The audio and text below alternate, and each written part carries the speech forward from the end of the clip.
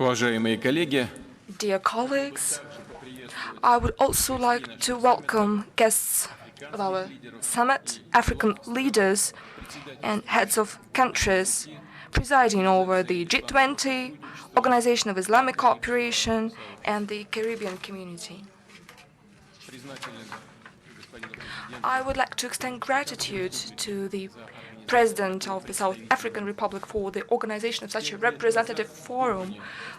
5 years ago, the leaders of BRICS states met with African countries for the first time. Since then, our 5 BRICS partners and African countries have substantially strengthened and expanded their cooperation in economic, political, and humanitarian fields.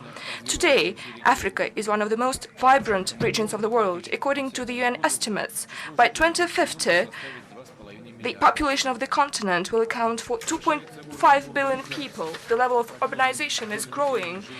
According to estimates, the share of people living in cities will grow up to 60% by 2050. Internal African market and consumer demand are growing.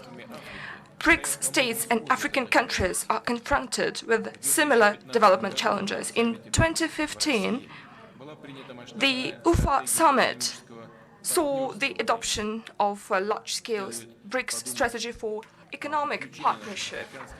I believe we should consider ways to engage our African partners to the work in each of these areas, which we have decided: economy, finances. Russia has always attached priority attention to the development of relations with African states. These relations are founded on many years of friendship and mutual assistance. Recently, we have had a number of top-level contacts, including with many of the leaders present here in this hall. Last year, mutual trade between Russia and African states grew by over 25%. The supply of volumes of food products grew by 38%, that of metals by 30%, cars and equipment by 24%. Russian business circles are showing interest in working with African partners in various fields, including agriculture, industry, healthcare, the development of mass communications, geology, and subsoil use. Let me cite just few examples of cooperation between Russian companies and countries present at this forum.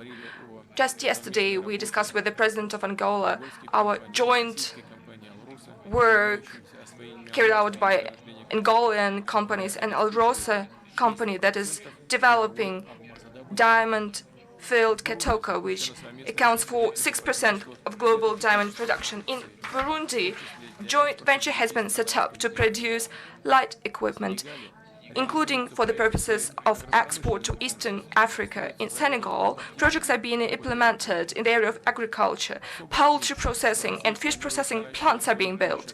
Let me stress that Russia is planning to step up its assistance to the development of national energy sectors of African states. With a number of countries such as Angola, Mozambique, and Gabon, we are implementing promising oil and gas projects. As for the nuclear sector, Russia is a technological leader in this field, thus offering to our African countries the possibility to set up the whole nuclear power sectors on a turnkey basis. The cooperation agreements for the peaceful application of nuclear power have been signed with a number of regions, and the work has reached the practical implementation with some of the countries. All of these projects will be of strategic importance for Africa because, according to various estimates, up to 600 million people at this continent still have no access to electricity. A substantial number of Russian initiatives provide for the localization of production on the territory of Africa, including the construction of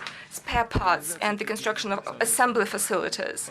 The implementation of such joint projects will contribute to the strengthening of industrial capabilities, support local businesses, create new and well-paid jobs. On the whole, it will increase the living standards of the population and address various social problems of African states. Russia is interested in deepening cooperation with African regional and sub-regional organizations. First of all, with the African Union, with the South African Development Community.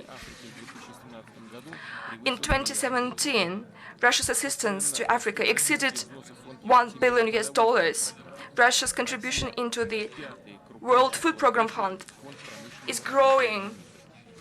Russia is the 5th largest contributor to the UNIDO Development Fund. Substantial resources are contributed to the World Health Organization to counter non-contagious diseases at the African continent. And our work in the area of fighting Ebola virus has turned out to be extremely efficient. Russia has always been training professional labor force for the African continent. Thousands of Africans are obtaining education in Russia, and we will continue to step up cooperation in this field. As I conclude, I would like to inform you of the fact that we are working on the idea of holding Russia-Africa Summit with the participation of heads of African states. This summit could be predated by the meetings with relevant notable entrepreneurs, experts, and public figures. I am planning to discuss that with the representatives of African countries. I thank you for your attention.